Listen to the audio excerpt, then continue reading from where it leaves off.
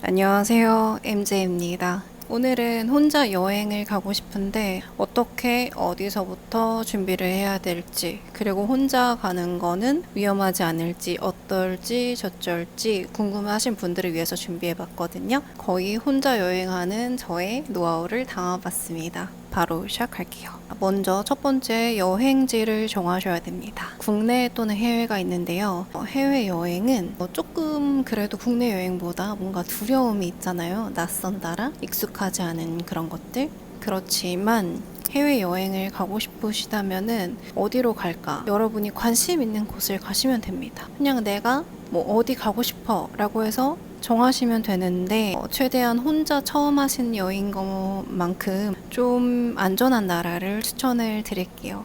우리가 다 아는 거 있잖아요. 뭐 유럽이라든지, 유럽도 소매치기로부터 안전할 순 없지만 그래도 우리가 막 엄청 위험한 그런 곳은 비추천이고, 처음 여행 가시는 거니까 안전한 나라 추천을 드리는데, 나는 여행은 가고 싶긴 가고 싶은데 딱 어디를 정할 수가 없어 라고 하시면, 축구 좋아하시죠? 예를 들어 뭐 이강인 씨를 좋아하시면 파리 생제르맹으로 얼마 전에 가셨으니까 파리에 가시는 것도 좋고요. 저 같은 경우에는 오타니 쇼헤이 씨의 팬이에요. LA에서 지금 뛰고 계시잖아요. 그래서 그런 이유로 경기 관람을 하러 그 나라, 그 여행지에 방문하시는 것도 좋은 방법입니다. 그리고 미술관이나 박물관을 좋아한다 하시면 영국, 뭐 파리, 스페인, 뭐 로마 등등 여러 곳이 있겠죠. 그래서 그 여러분의 관심사로 여행을 정하시면 좋습니다. 두 번째, 운송수단인데요. 이제 비행기 티켓을 예매하셔야 됩니다. 비행기 티켓 사이트는 스카이스캐너가 제가 이용해 본 곳 중 가장 많은 가격대에 많은 항공사를 보실 수 있어요. 한 번에. 스카이스캐너 어플을 다운 받으셔서 검색하는 거 추천드리고요. 비행기가 크게 두 종류가 있는데, 하나는 경유로 가는 거, 하나는 직항으로 가는 거예요. 둘 다 장단점이 있어요. 경유로 가는 거는 저렴한 대신에 중간에 체류를 해서 몇 시간 동안 기다리고 또 다른 비행기를 갈아타야 되는 그런 번거로움이 있지만, 그 체류하는 나라에서 스탑오버라고 일정 시간 동안 무비자로 관광을 하실 수 있습니다. 어떤 분들은 예를 들어 스페인을 가는데 두 번 경유를 선택하셔서 한 번 내린 나라에서 여행을 한번 하시고, 또 한 번 가셔서 여행을 한번 하시고, 그 다음에 스페인 여행을 하시고, 그렇게 되면은 하나 둘 세 나라를 한 번에 여행할 수 있는 거예요. 그렇게 이용하시는 분들도 있어요. 근데 단점은 뭐냐면, 그 내릴 때 우리가 기내에 들고 내리는 짐을 다 이고 공항에 다시 내려서 다시 똑같이 수속을 해야 돼요. 여권 검사라든지 이런 것들. 그리고 출발지에서 티켓을 받지 못하셨다면 경유하는 곳에서 티켓을 받으셔야 되는데, 사람이 굉장히 많고 몰리면 그 티켓을 받기까지 정말 오래 걸려요. 그 경유지에 도착을 하고 또 다시 타는 비행기의 시간이 그래도 최소 3시간 정도는 차이가 있는 걸 예매하시길 추천드립니다. 직항은 뭐 편하죠. 편하지만 단점은 가격대가 있다는 거. 비행기도 저가 항공사가 있고 국역 항공사가 있어요. 저가 항공사의 장점은 말 그대로 가격이 저렴한 거. 근데 여기서 체크하셔야 될 거는, 저가 항공사는 대부분 식사가 제공되지 않고요. 그리고 수화물을 꼭 확인을 하셔야 돼요. 기내에 뭐 7kg까지는 되는데 보내는 짐 요금은 따로 체크를 한다든지, 아니면은 보내는 짐은 15kg까지만 된다든지, 그런 곳은 되게 꼼꼼하게 무게를 재기 때문에 정말 0.1kg라도 초과가 되면 돈을 현장에서 바로 지불해야 되는 번거로움이 있을 수도 있어요. 그래서 만약에 내가 저가를 이용할 건데 나는 짐이 배낭 하나밖에 없어라고 하시면 저가를 이용하셔도 충분할 것 같지만, 나는 짐이 트렁크도 있고 뭐도 있고 굉장히 많아, 좋게도 20kg 넘을 것 같아 라고 하시면 저가 항공사 사이트 들어가셔서 수화물 추가 비용을 다 계산을 하시고, 그 다음에 국영항공사 이미 수화물이 추가가 다 돼 있는 그 항공사의 비행기 값을 비교를 하셔서 선택하시면 좋을 것 같습니다. 이제 우리가 여행지도 정했고 비행기도 예매를 했으면 바로 숙소를 정해야 됩니다. 숙소 여러 군데가 있는데요. 첫 번째로 백패커 호스텔, 2층 침대들이 많은 그런 곳이 있는데 이곳도 남녀 혼성이 있고 여성만 남성만 이렇게 돼 있는 곳이 있어요. 여기의 장점은 가격이 저렴하다. 그리고 여러 나라에서 온 친구들을 만나서 관광을 온 친구들이면 동행을 쉽게 구해서 재밌게 놀 수가 있다. 그러나 단점은 여러 명이 한 군데를 이용하기 때문에 뭐 샤워 시설이라든지 침실 그런 데가 다 공용이잖아요. 예상치 못한 불편함이 생길 수 있습니다.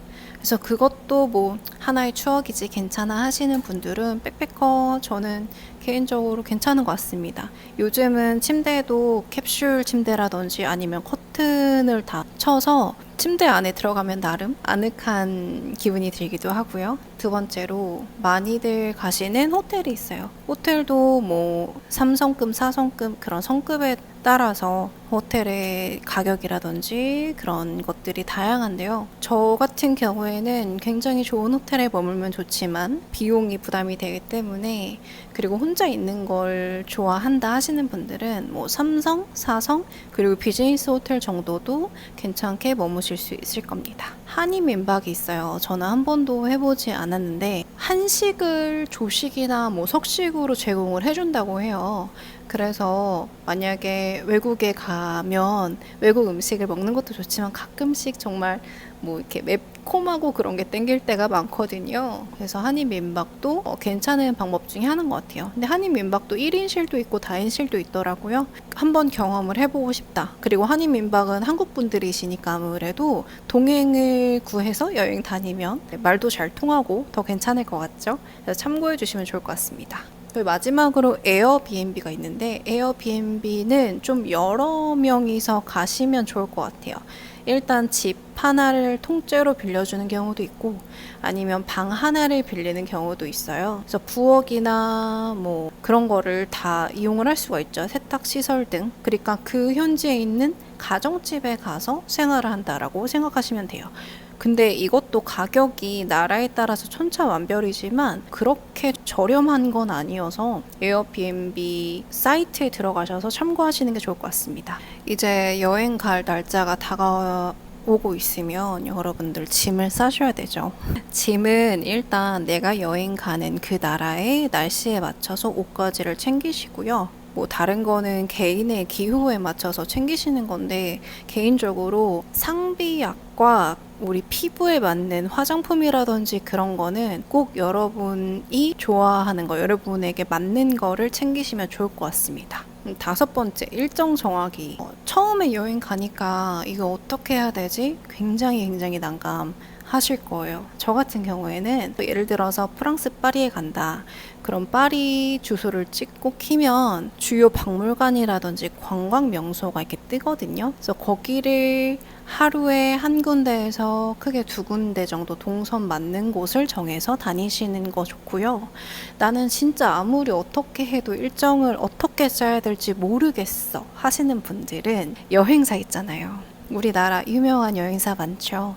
그 여행사 사이트에 들어가셔서 내가 가고자 하는 도시의 이름을 검색하셔서 패키지를 검색하시면 일정이 잘 나와 있습니다. 얼마나 전문가 분들이 여행에 전문적인 분들이 그렇게 실용적으로 루트를 짜셨겠어요. 정말 참고하면 좋습니다. 단점은 여행사 패키지 특성상 아무래도 관광버스로 한 번에 움직이기 때문에 조금 빽빽할 수가 있어요. 그래서 다 따라다니시려면 굉장히 힘드실 것 같고요.